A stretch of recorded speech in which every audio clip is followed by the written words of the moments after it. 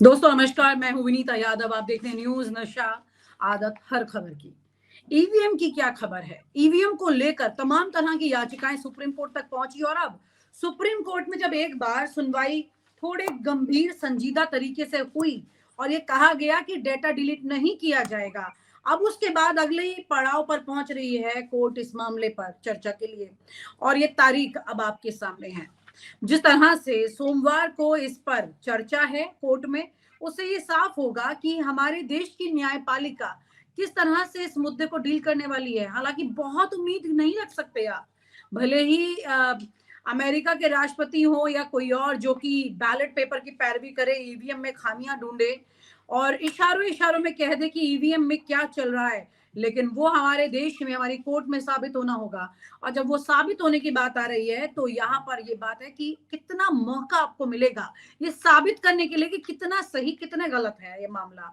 यहाँ पर जब ईवीएम की बात हो रही है तो दिमाग कितना खुला है कोर्ट का इस मामले पर, किस निष्पक्षता वाले एंगल से चलेंगे। क्या बैलेट पेपर को भी उसी तरह से वो सोच रहे हैं कि जितने, अगर मान लीजिए ईवीएम में कोई खामी है या 0.1% भी है, तो क्या बैलेट पेपर की एंट्री फिर हो सकती है इस लोकतांत्रिक देश में, इस चुनाव आयोग में, जिसकी चुनाव आयोग की मुख्य चुनाव आयोग की नियुक्ति अभी हाल ही में की गई है। आइए चर्चा करते हैं वरिष्ठ पत्रकार राजेश बादल जी से। सर से समझेंगे इस बात को।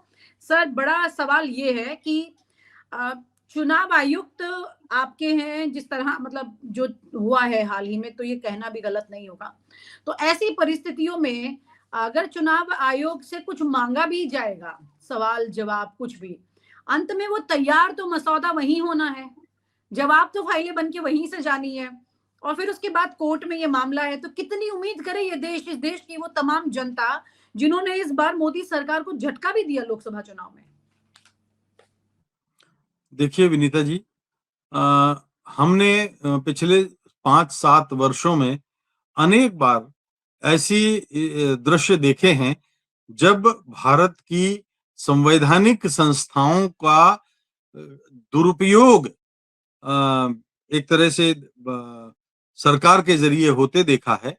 और माननीय सर्वोच्च न्यायालय की स्थिति हमने ऐसी देखी कि उन संस्थाओं को अपना उत्तर देने, कई कई मामले हैं, आप पेगासस से लेकर के कोई भी आप देख लें, कई ऐसे उदाहरण हैं जिसमें आज भी मसले वो लंबित हैं और उन सुप्रीम कोर्ट के सामने एक बड़ी एक क्या कहूं मैं, एक विवशता भरी स्थिति हमने देखी है बनते हुए।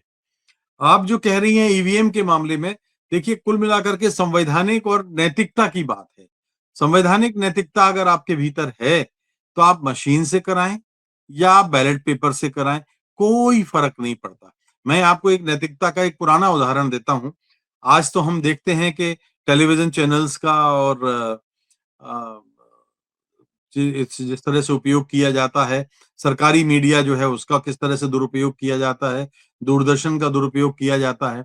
1952 में जब पहले इलेक्शन हुए थे, तब मैं आपको बता सकता हूं कि उस समय भारत में आकाशवाणी अकेली थी, टेलीविजन तो तब आया नहीं था। जवाहरलाल नेहरू की सरकार ने, सर इसी के साथ मेरा एक छोटा सा एड ऑन और क्वेश्चन भी है, क्योंकि आप जवाहरलाल नेहरू पर जा रहे हैं साथ साथ, कि जेएनयू की वाइस चांसलर जो हैं, उन्होंने ये भी कहा है कि नेहरू के वक्त में इतिहास को बहुत तरोड़ मरोड़ कर पेश किया गया है, कुछ भी चीजें ठीक ठाक नहीं दी गई हैं। तो जो बातें आप बता रहे हैं आपके खुद लंबे अनुभव से, और आपने चुनाव प्रणाली को देखा है बहुत करीब से, सारी इतने कितने सारे दशकों तक आपने तमाम चुनाव देखे हैं, तो मैं चाहती हूँ कि इसी बात, ये दो बातों को भी उसमें ऐड करते हुए। जी सर।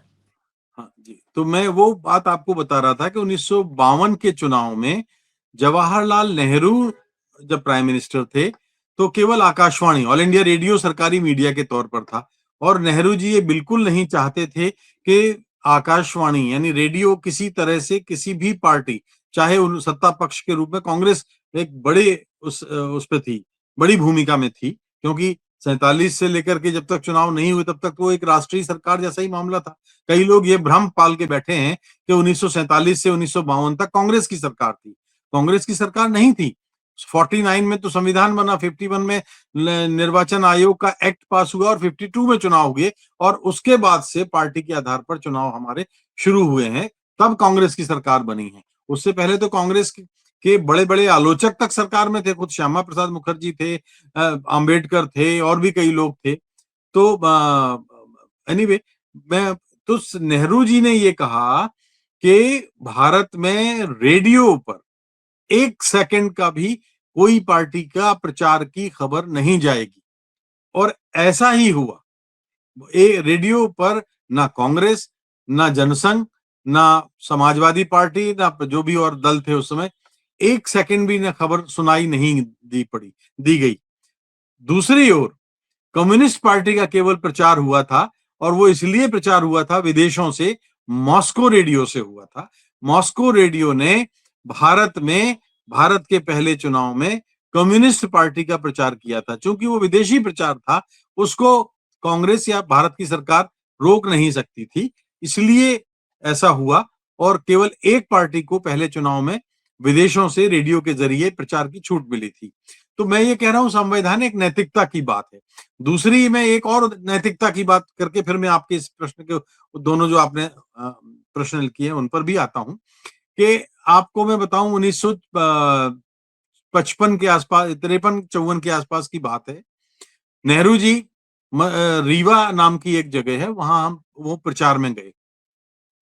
जब वो भाषण कर रहे थे, तो स्टेज पर जो सारे कांग्रेसी नेता उनके बैठे हुए थे, और ये डॉक्यूमेंटेड है, मैं कोई कहानी नहीं सुना रहा हूं।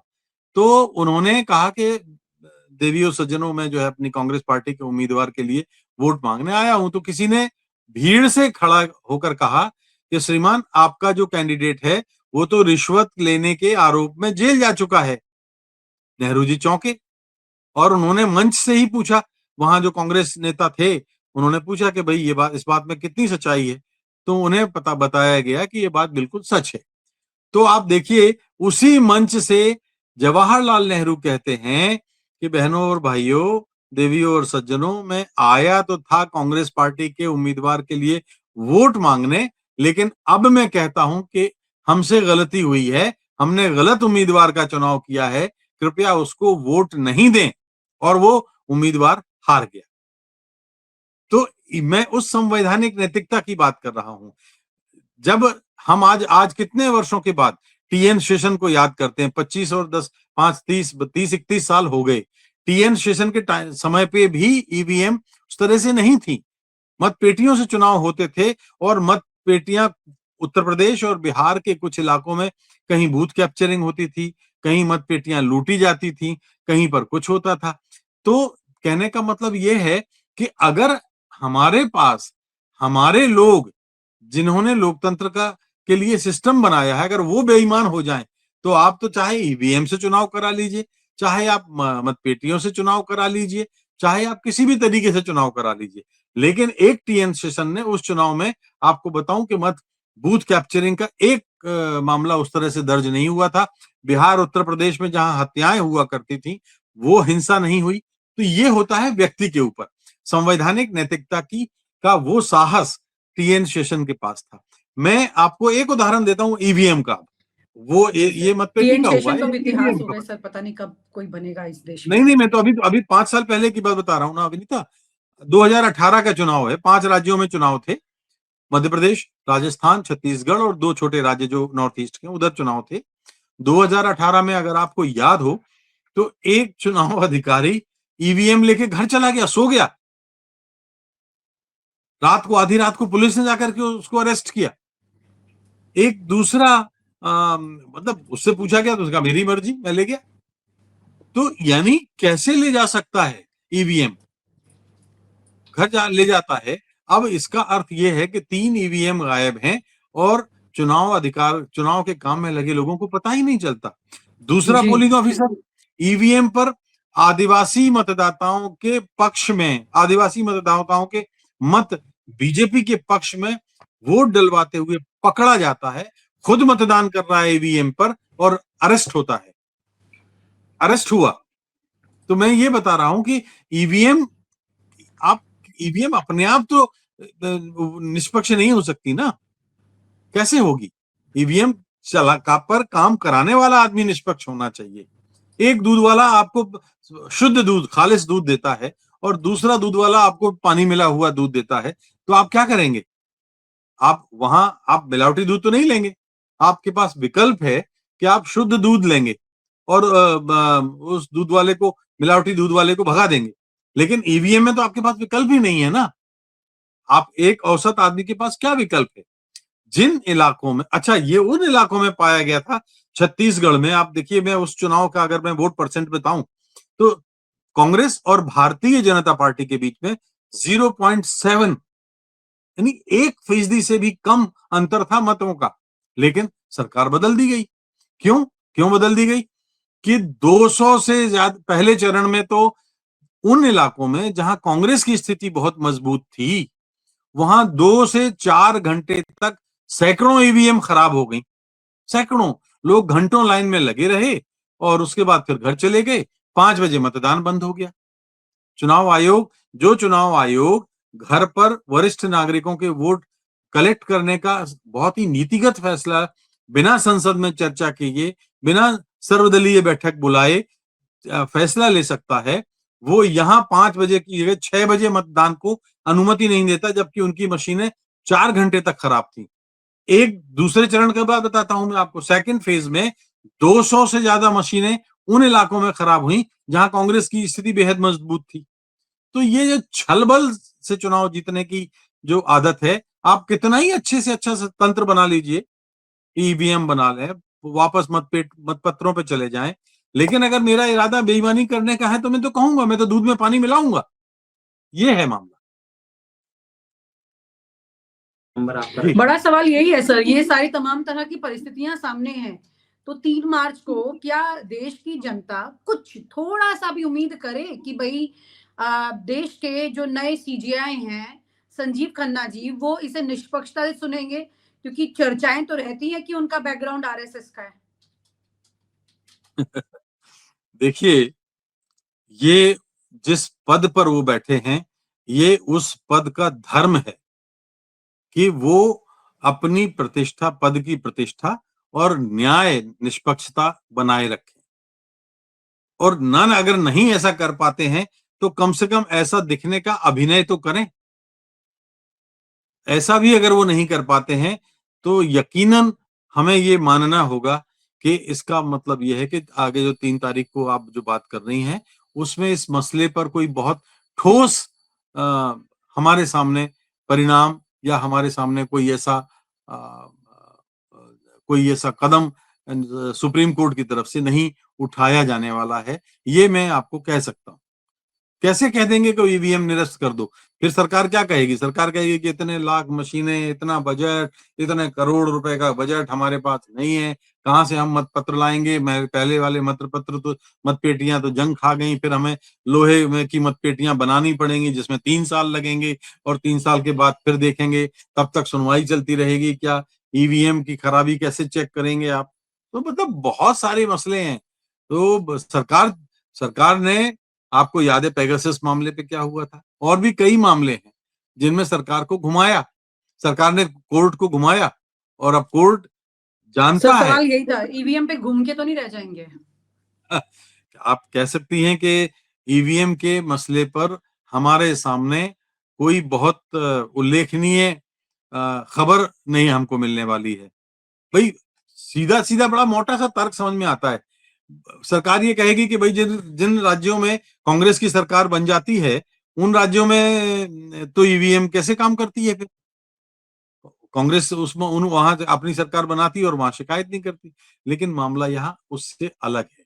मामला ये अलग है कि हिमाचल प्रदेश में कांग्रेस की सरकार बनना अलग बात है और गुजरात या महाराष्ट्र में कांग्रेस की सरकार बनना दूसरी बात है। और इसलिए महाराष्ट्र और गुजरात में आप सवाल उठाते हैं, हिमाचल प्रदेश में सवाल कैसे उठाएंगे? जी। जी सर, अब सवाल यही उठता है कि ईवीएम की परीक्षा तो है, लेकिन ईवीएम की परीक्षा किस नियत से है, वो तस्वीर साफ करेगी। हालांकि इस देश में बहुत सारे लोगों को समझने की जरूरत है कि ईवीएम पूरा खेल खराब नहीं कर रही, पर खेल में अहम हिस्सा जरूर खराब कर रही है, ऐसे आरोप लग रहे हैं। ये अपने आप में बड़ा सवाल है कि कई बार एक रन जो होता है बड़ा इंपॉर्टेंट हो जाता है मैच जीतने और हारने के लिए। कुछ इसी तरह से चुनाव भी है, उसमें भी एक एक रन जो है बड़ा इंपॉर्टेंट है, एक एक वोट इंपॉर्टेंट है। और यहाँ पर 10,000 से मतलब 2-3 हजार से 10,000 तक के वोट का डिफरेंस की शिकायतें जो हैं वो तमाम जगह से आई हैं, अलग अलग राज्यों से। तो ऐसे में ईवीएम पाक साफ है ऐसा तो नहीं लगता है, लेकिन इसे पाक साफ नजर से देखा जाए ये जरूरी है। बहुत बहुत शुक्रिया sir, thank you so much for sharing your thoughts sir, thank you धन्यवाद। सर। और आप हमसे जुड़े रहने के लिए सब्सक्राइब करें YouTube पर, फॉलो करें Twitter पर और लाइक करें Facebook पर। और ज्यादा जानकारी के लिए आपको टाइप करना होगा सिर्फ न्यूज नशा।